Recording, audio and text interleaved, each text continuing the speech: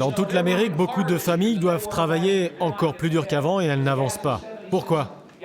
Parce que le gallon d'essence a augmenté de 70 cents. Elles savent que l'assurance maladie a aussi augmenté, comme a augmenté le coût de l'éducation de leurs enfants. Myrtle Beach, Caroline du Sud, jeudi dernier. Ce soir-là, un grand débat est organisé par la très conservatrice chaîne de télévision Fox News.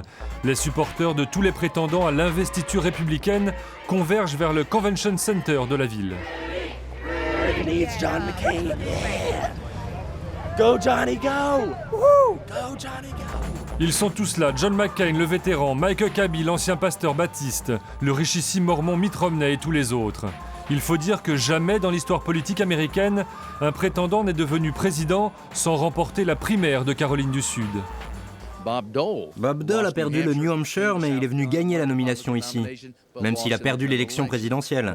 Ronald Reagan, George Bush, après lui, nous avons toute une série de candidats qui ont gagné ici avant d'aller à la Maison-Blanche. La Caroline du Sud, c'est la passerelle vers le succès. Un état-test pour les primaires républicaines. Traditionnellement, c'est ici que les instances du parti choisissent leurs candidats. Et cette année, la course n'a jamais été aussi ouverte. 3 primaires et déjà 3 vainqueurs différents. Aucun leader incontesté, même si McCain et Huckabee ont la faveur des sondages ici. Mais pour le moment, ni l'un ni l'autre n'ont encore réussi à séduire l'établissement républicain.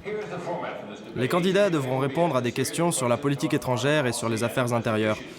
Ils auront 1 minute 30 à chaque fois.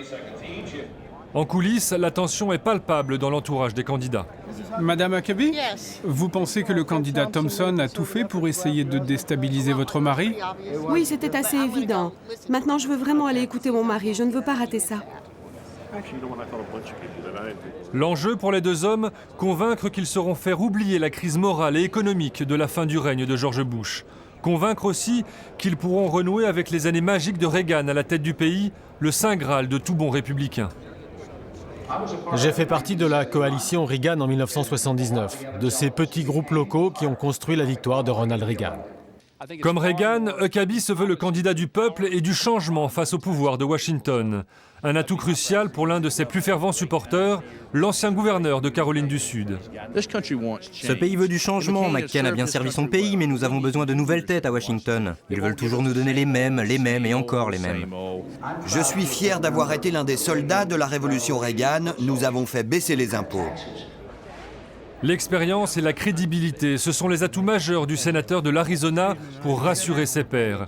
L'actuel sénateur de Caroline du Sud a déjà fait son choix. John McCain connaît les leaders du monde entier. Mais le plus important, c'est que le monde entier connaît John McCain. Avant de devenir président de la France, Nicolas Sarkozy est venu voir John McCain pour lui demander son avis sur les relations entre nos deux pays. Expérience contre changement. Au lendemain du débat, ni McCain ni Huckabee n'ont réussi à prendre le dessus.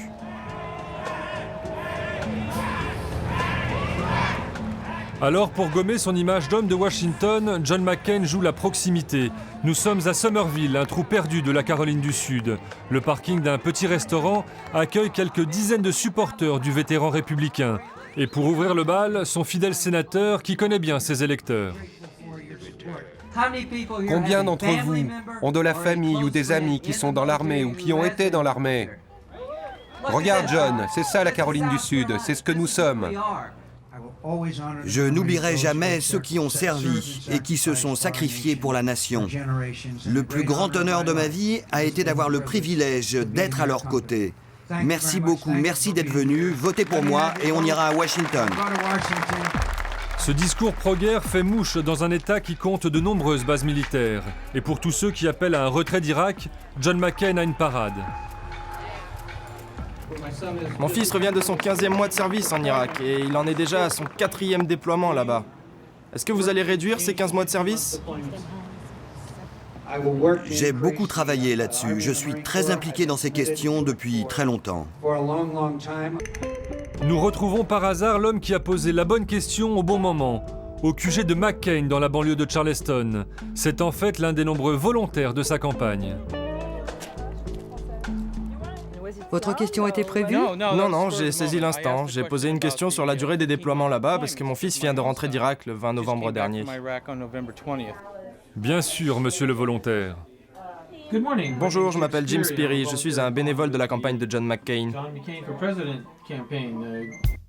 À 71 ans et avec quelques campagnes présidentielles derrière lui, John McCain connaît toutes les ficelles pour tourner une faiblesse en avantage. Son passé de rescapé du Vietnam est sa marque de fabrique politique. What is your name? Okay. How old are you? 31. Un vétéran, mais surtout l'un des hommes politiques les plus expérimentés du camp républicain. Sans vouloir être méchante, George Bush n'avait pas d'expérience militaire quand il est devenu président. Et quand on est allé en Irak, cette inexpérience nous a posé des problèmes sur le terrain. On ne peut pas se permettre de refaire des erreurs comme ça. Contrairement à son principal adversaire, Huckabee n'a aucun problème de proximité avec ses électeurs, notamment parmi les plus religieux, ceux qui sont contre l'avortement et le mariage gay, majoritaires ici, des positions qu'il promet de défendre, quitte à réformer la Constitution.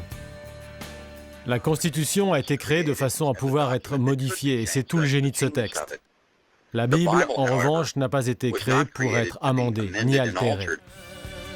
Mais pour ratisser au-delà de son électorat, Huckabee doit gagner en crédibilité à l'international et sur le terrain économique. Et pour cela, il a un soutien de poids, son directeur de campagne, Ed Rollins, l'homme qui a fait élire Ronald Reagan. C'est une campagne extraordinaire, ça fait 40 ans que je suis dans le business et je n'ai jamais vu ça avant. Les gens sont passionnés par les enjeux, ils sont prêts à tourner la page de l'administration Bush et à regarder vers le futur. Et pour conjurer la peur de la récession économique qui est dans tous les esprits ces derniers mois, Huckabee joue la carte de l'ultralibéralisme, de la baisse des impôts, mais avec une petite touche sociale. Dans toute l'Amérique, beaucoup de familles doivent travailler encore plus dur qu'avant et elles n'avancent pas. Pourquoi? Parce que le gallon d'essence a augmenté de 70 cents. Elles savent que l'assurance maladie a aussi augmenté, comme a augmenté le coût de l'éducation de leurs enfants. Depuis le premier débat, on voit que c'est quelqu'un qui a les pieds sur terre. Et il dit vraiment les choses très simplement. Le candidat du peuple contre le candidat de l'expérience. À quelques heures du scrutin, le principal journal de Caroline du Sud, The State, a choisi son champion, John McCain. McCain plaît aux journaux. Dans presque tous les États où les quotidiens ont décidé de soutenir un candidat, c'est John McCain qui a été choisi. L'éditorialiste doit maintenant aller expliquer la prise de position de son journal au Rotary Club de Columbia, devant un parterre de bons républicains.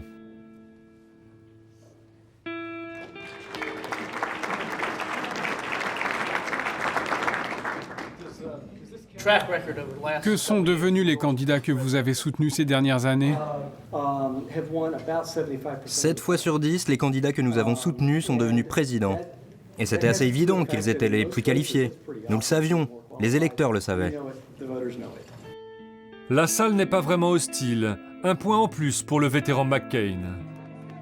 Dans son entourage, on murmure que son directeur de campagne est en contact avec celui de Mike Huckabee pour un éventuel ticket présidentiel. Dans tous les cas, pour les deux candidats, le résultat d'aujourd'hui ouvrira sérieusement la route à l'investiture républicaine.